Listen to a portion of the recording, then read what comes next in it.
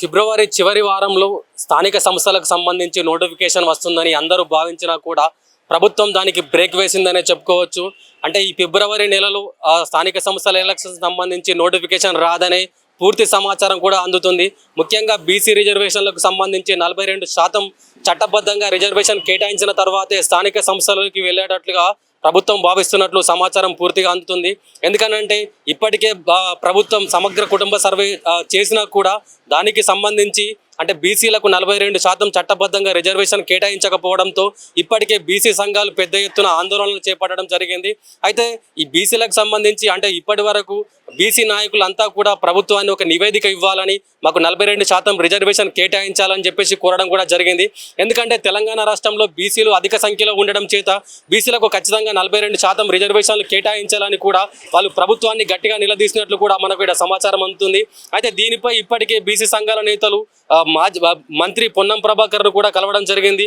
మంత్రి పొన్నం ప్రభాకర్ను కలిసి మాకు బీసీలకు ఖచ్చితంగా న్యాయం చేయాలని కూడా వాళ్ళు చెప్పడం జరిగింది.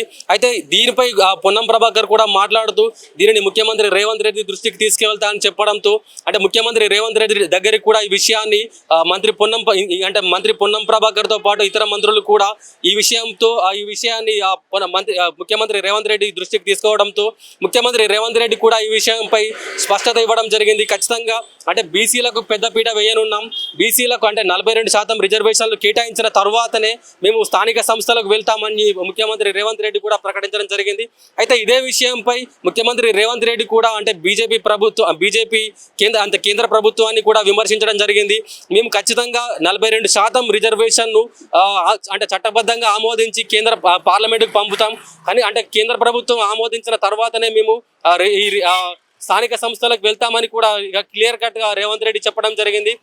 అయితే దీనిపై ఇప్పటికే ఇటు ప్రధాన ప్రతిపక్ష పార్టీ అయిన బీఆర్ఎస్ కూడా ఇటు కాంగ్రెస్ ప్రభుత్వంపై అంటే విమర్శలు చేస్తున్న విషయాలు కూడా మనం చూస్తున్నాం. ఎందుకనంటే బీసీలను పట్టించుకోవడం లేదు, అంటే బీసీల గురించి ఆలోచించట్లేదని కూడా ముఖ్యమంత్రి రేవంత్ రెడ్డిపై ఇటు కేటీఆర్ కూడా మొన్న జరిగిన కొడంగల్ సభలో మరియు అంతేకాకుండా అమన్గల్ సభలో కూడా ఇటు కేటీఆర్ ముఖ్యమంత్రి రేవంత్ రెడ్డిపై ధ్వజమెత్తడం జరిగింది.